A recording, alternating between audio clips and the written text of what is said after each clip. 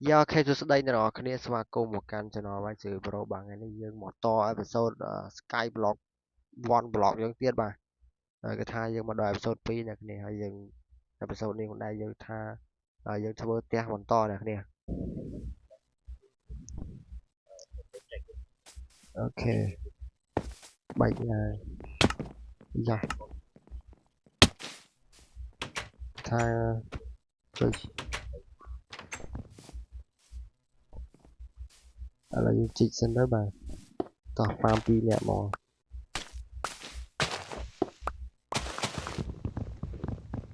chơi cả thật đây là sao cho nó rồi chơi đấu thu là nhẹ nhàng chơi này chơi ôi dạ cái lột màu cái woodland đừng khi lột màu xì ê ba chơi phliêng đi rồi mày chọp xịn rồi farm thôi bây giờ chơi giang mạnh có đã các bạn đang sáng chơi mà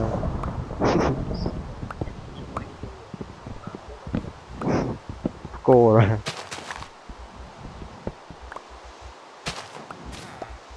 đây chích xinh nó này thôi cọc sót mình tên như nơi đờ lơ mấy pi nhã thế này kìa ở bên con bên đây sao bơi phong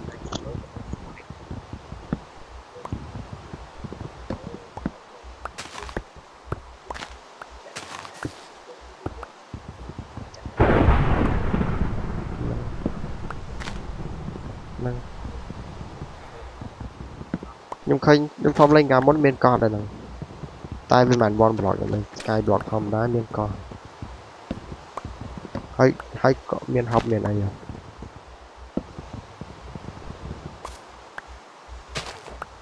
cặp sẵn đó mà dạ cặp về cặp tha tọa đô thu là hốt vào giờ admin tắc hay là miền plug ấy ngọc thơ đạp là mò ấy em đừng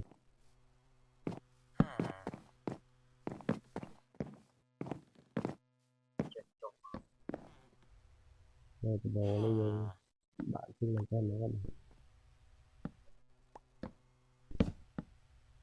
dạ bạn con qua đấy là chơi nó không rồi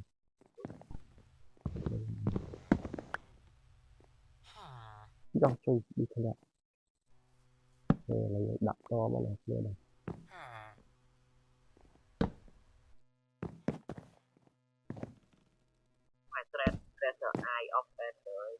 ô phải cho dây trâu và chơi mấy chiên hộp mỗi chơi rồi lư anh cái giường này cái giường ở cái hay không chụp lên sam chơi mà liền cho nó vào trời mấy bạc cạnh liền mình tịnh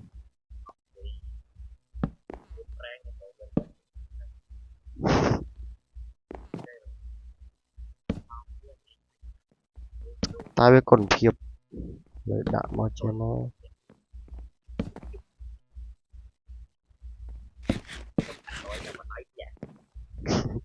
đấy đã liền trên đi mất em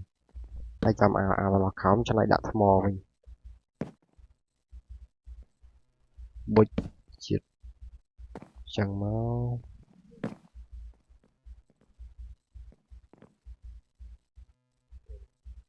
rồi thưa cao vui à ok đã rồi phơi khá nó hồi nữa phơi mà khá nó cục cho con em á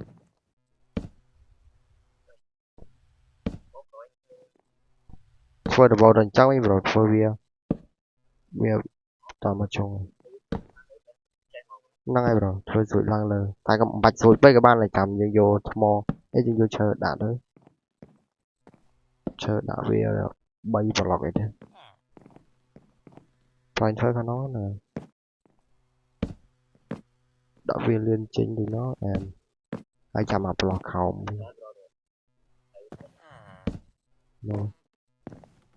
Nói đôi cái này rồi. Đôi rồi. Đã mất.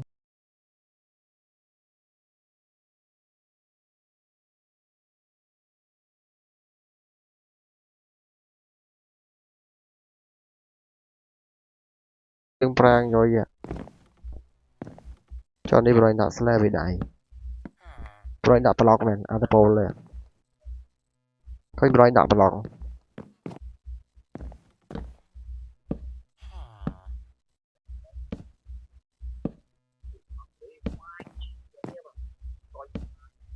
Em này.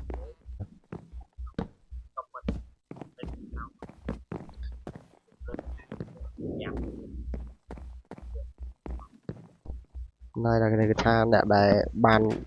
comment nó trong video nhóm cái tha chọn cho phơi ở đặt lại đã mua nè kìa. Vậy thì em đai mà lột pin đi mò bụi. Ok mọi người ngồi cho mà vậy.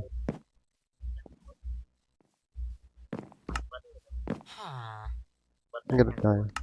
Ok là chọn đi xem chơi. Ok rồi. Bụi bụi. Chui em à. Wow. Tôi bỏ đâu bây giờ chắc nó nàng này mở. Yeah. Là cái nào đi cọp mà. Hay thông điện mở đi với thông. Thế là giờ đi sang thì tới đây.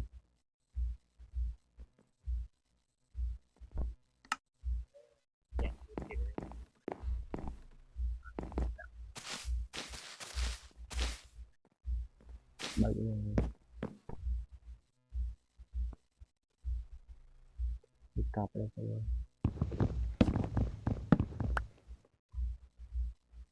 Cặp nó làm cho nó vui. Thay vô vô là đặt như này là bút em mà là chân mới.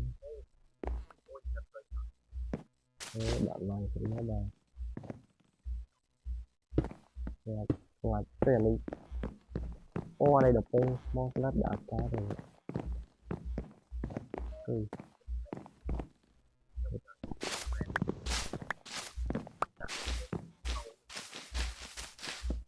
Cảm ơn các bạn luôn.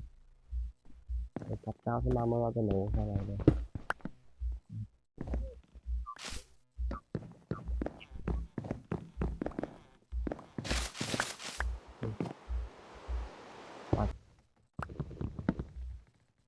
Mình cũng đặt lọc lên này.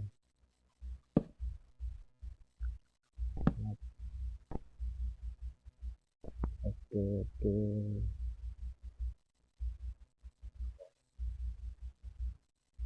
Market.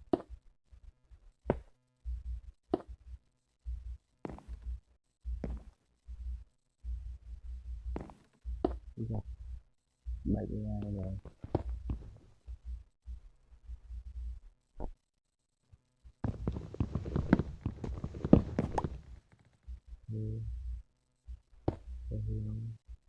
Lại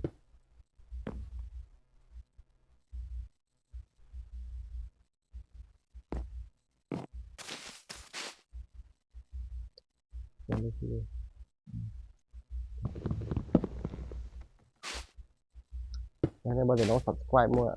em mình thấy hôm nay không ra sao tình tham gia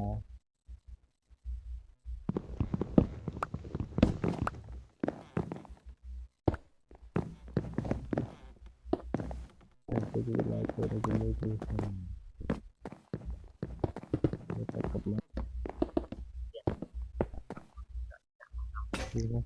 nhưng mà tới tiếp đến đây này cái này mà chạm về những bàn sách những đột thuộc được chọn đã màu em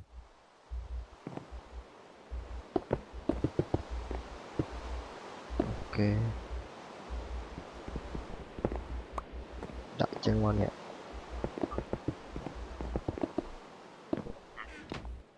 set xin man màu với cặp xanh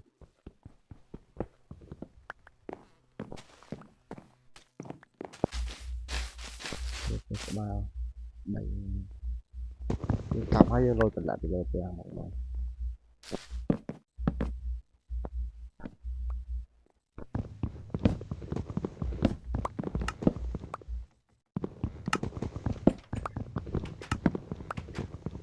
đây bạn xin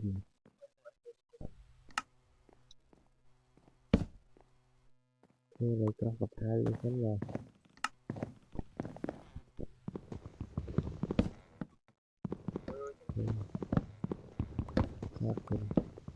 ăn đây vậy mày đi ở đây giúp nào sao rồi mà mấy giờ đây giúp đây này kìa ăn vô vào là dùng cặp sled cao cho nó mà thôi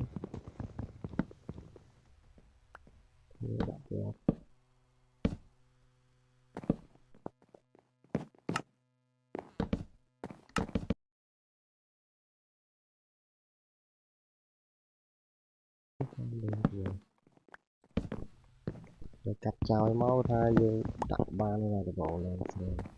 tôi khua mà quả co cho dịa là ok lô bom đông mà việc lưới clear cái tắt clear lưới của mình đen mà đây là rồi tập cho sân thì mà dân chơi như cái chào sân mà thay dương này tôi được cái rồi mang vô mo sân mà chơi mo liền mong chắc rồi đi dài vậy là sao ăn chơi mo rồi nhà nên bộ diệt ô em xem mà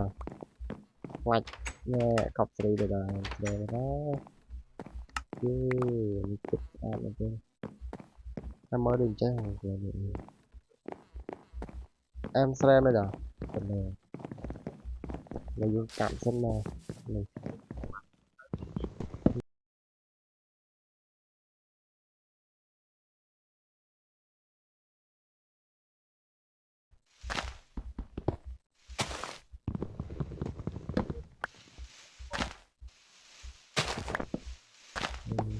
học vào đó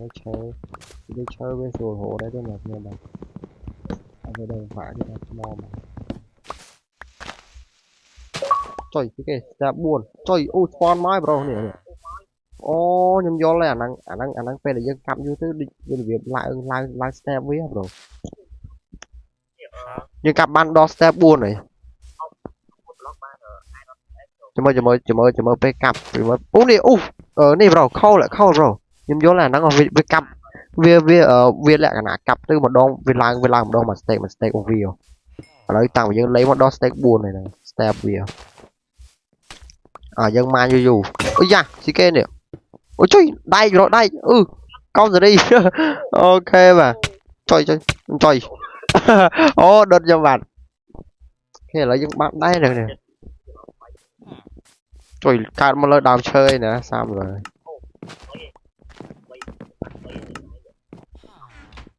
cái chuyện rồi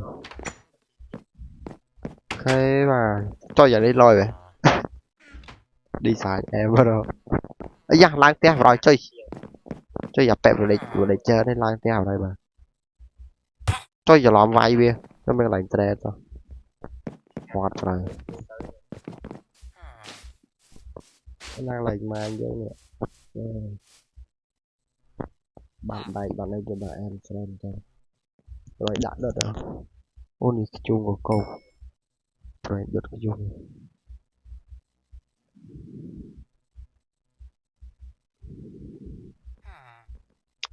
ok bom như miền rồi bà lấy dòng ngọc hay mình cài một mình lạnh kia này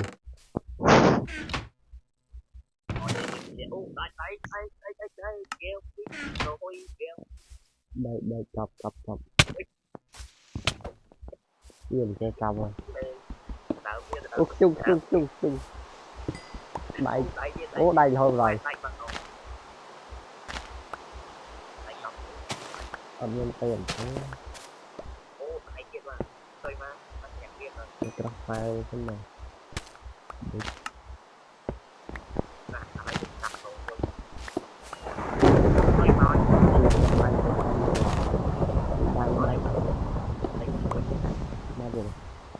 là mơ nó thay thay cho này tôi nhà gần nhà có cạn trùng bi coi mai nữa bỏ quay chân nó coi vậy không chơi ô ha rồi đây lấy cái khoáng ngoài vô chơi chơi đa lên một đẹp lại bạn con vào lâu rồi tôi trai những em mà mơ rồi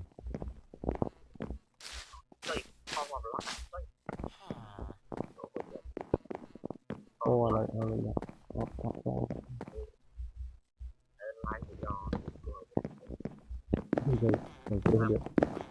cái cạn ra rồi đây này chơi này ôi chơi chơi này đói bro chơi này đói rồi này bây giờ đậm chết buồn vào ca rồi để co rồi này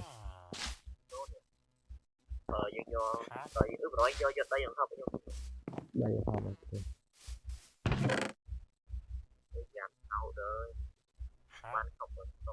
đây nên sao buồn rồi này này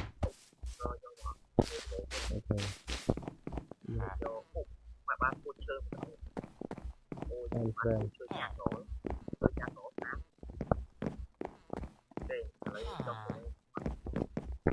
chung mọi người là nhưng máu ok rồi thành được nó biết đâu ở đây á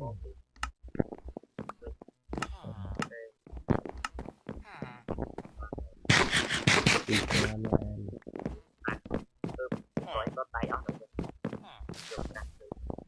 đây ra mạnh được rồi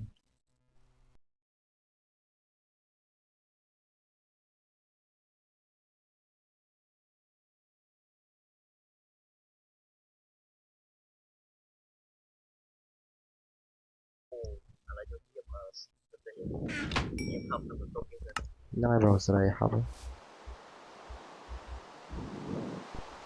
cái ra pickaxe đây cây máu như việc ai cả kem phải ở bàn học này chung mà học tôi như rồi tận luôn này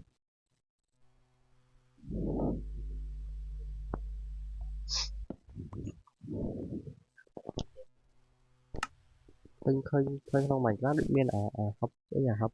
Việt đạo là bỏ tới bây giờ cặp tới Việt bài rồi nó không niệm này nó đang từ nố trong thả nó à từ nố một đoạn là ban sáng này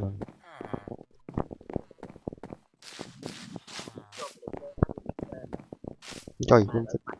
rất là nắng thiệt video về thời gian như là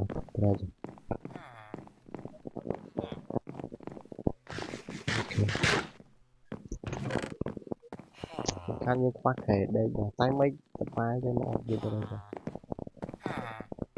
làm gì trời cho nên rồi đi làm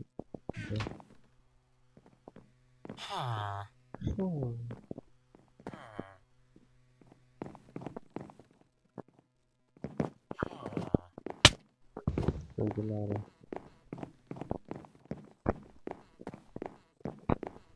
ở đây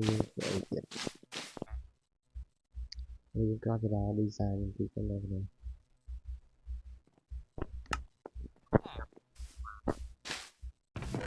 ở đây này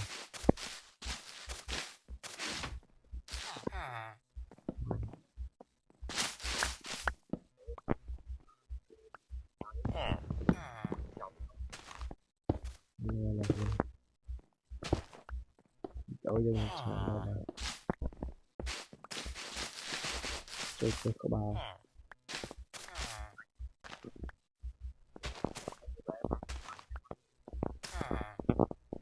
mà này muốn cặp kia rồi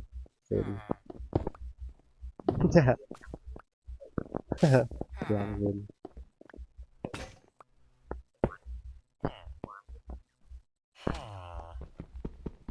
cái làm đi chơi cặp mà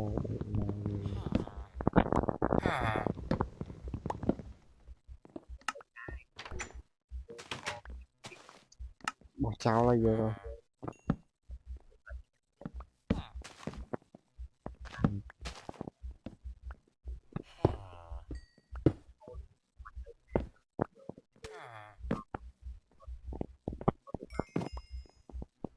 Ồ, ok, nó cũng bây giờ lấy cái bàn. Ok, lại chập vô bên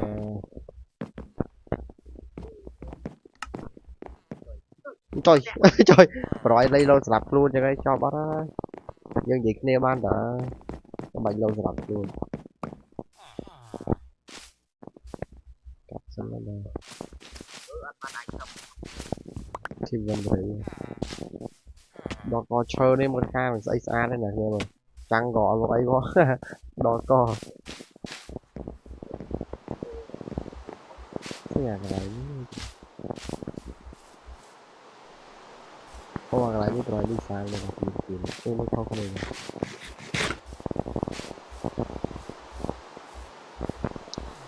xong rồi nó bị ói quá rồi cho thằng này nữa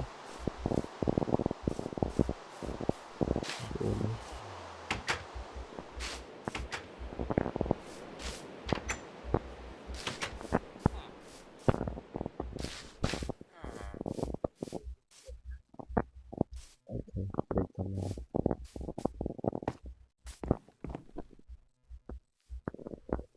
mình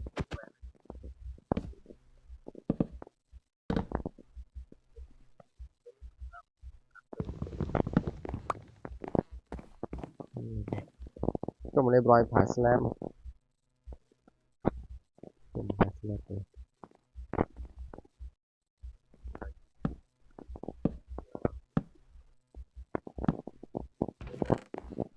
tha dân đây không đây làอยากขโมยคนนานแล้วยังไงแสนมาตอบรู้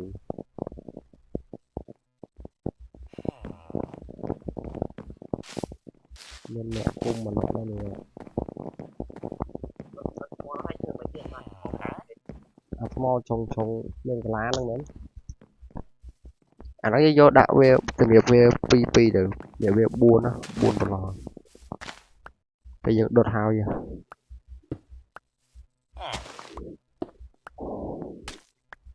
bên tục cả tục ba này là mơ ồ 100 là bọn tục là tục học sinh mà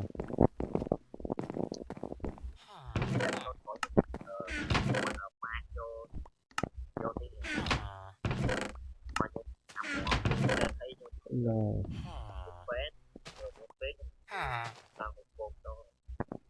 rồi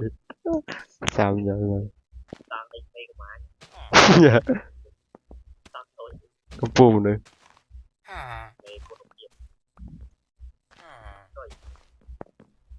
để phục trang mà bây giờ thả thu đây cũng đâu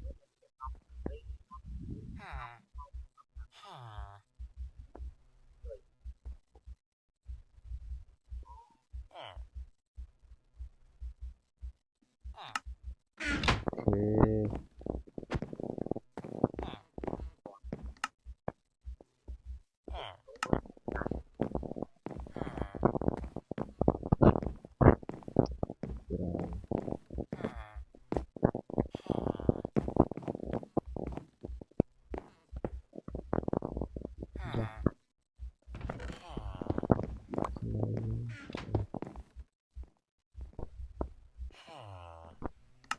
rồi tôi mà bạn mua đây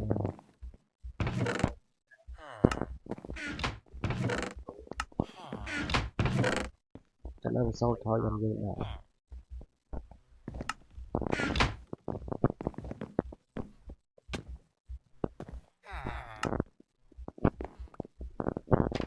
nó nè trời này này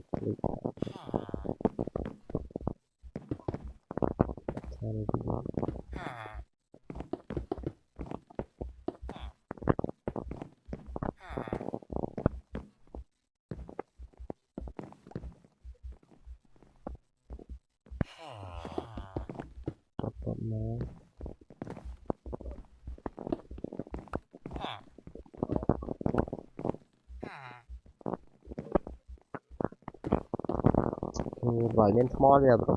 small okay mò chụp đá vẫn tức tiết ba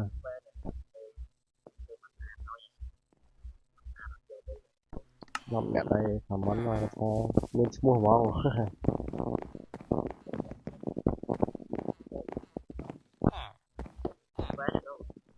ok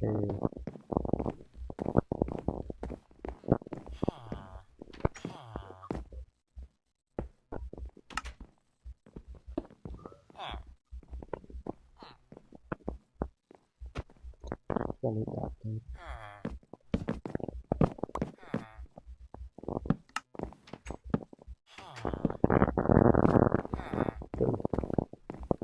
bảy ngang mà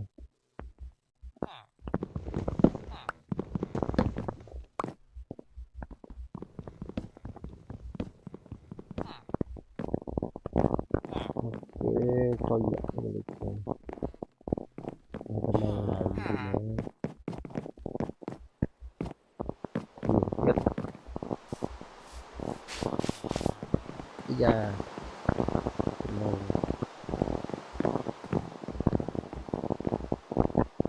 màu bạn thôi lại cho một bật thằng này rồi anh xem mưa khó biết đi sang đi kìa rồi nơi thằng to mới rồi